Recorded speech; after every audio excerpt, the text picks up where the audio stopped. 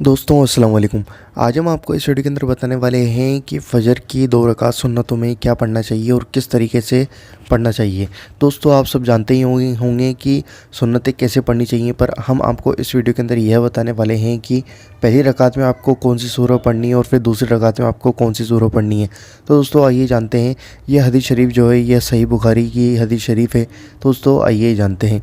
हज़रत आयशा रज़ियल्लाहु तआला अन्हा से रिवायत है, उन्होंने फ़रमाया कि नबी करीम सल्लल्लाहु ताला अलैहि वसल्लम फ़जर की नमाज से पहले 2 रकअतें बहुत हल्की पढ़ते थे।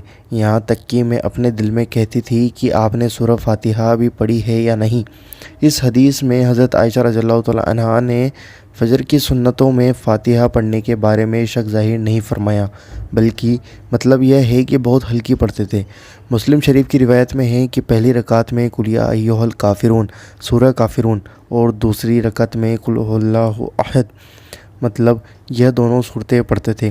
तो जब यह दोनों सूरतें पढ़ेंगे, ये दोनों सूरतें बहुत छोटी हैं तो हल्की ही पढ़ेंगे। तो दोस्तों उम्मीद करता हूँ आपको ये वीडियो पसंद आई होगी, समझ में आई होगी। और हदीस शरीफ को आगे बढ़ाना बहुत बड़ा सवाब का काम है और जो इसको आगे बढ़ाता है उसका चेहरा रोशन होता है। तो दोस्तों आपसे उम्मीद है कि आप इसको ज़्यादा से ज़्यादा शेयर करेंगे।